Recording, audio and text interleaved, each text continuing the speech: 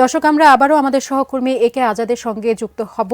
তিনি আছেন রমনা এলাকাতে, সেখানে ঘূর্ণিঝড় রিমালের প্রভাব সম্পর্কে জানার চেষ্টা করব। আজাদ, কি অবস্থা জানাবেন?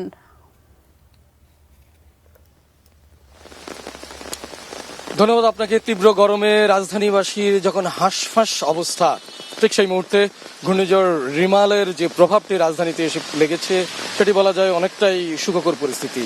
বেলা 6:30টার পর থেকেই রাজধানীতে বেশ বাতাসের গতিবেগ, সেই সাথে ঝড় বৃষ্টিও নেমেছে।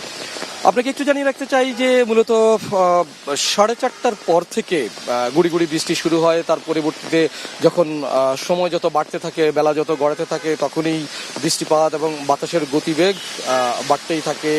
আমরা যে জায়গাটিতে অবস্থান করছি, রমনা পার্ক এলাকার আশপাশের গাছগাছালি এবং সেখানকার সড়কগুলো অথবা এখানকার যে বৃষ্টিপাতের যে প্রকৃত পরিস্থিতি, সেটি দেখলেই বোঝা যায় যে এই মুহূর্তে বেশ ভালোই বৃষ্টি হচ্ছে। সকাল থেকে যারা কর্মমুখর মানুষ কর্মস্থলের দিকে যাচ্ছেন, তাদের কেউ ছাতা মাথায় দিয়ে অথবা বাণিজ্যিক প্রয়োজনে, তার কারণটি হচ্ছে মানুষের যে বাজারগুলো রয়েছে সেগুলোতে পাইকারি বাজার থেকে খুচরা বাজারে তারা যেখানে যাচ্ছেন, বিভিন্ন ধরনের পণ্য ভ্যান গাড়ি অথবা রিক্সায় বা অন্যান্য যে যানবাহন রয়েছে সেগুলোতে করে নিয়ে যাওয়া হচ্ছে।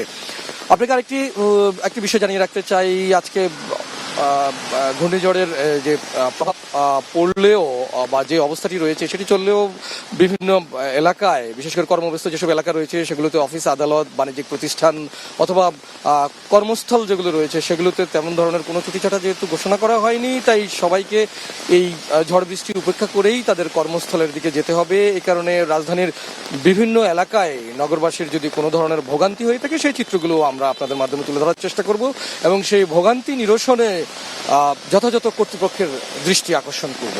তো এই ছিল এখনকার মতো আমার কাছে সবশেষ।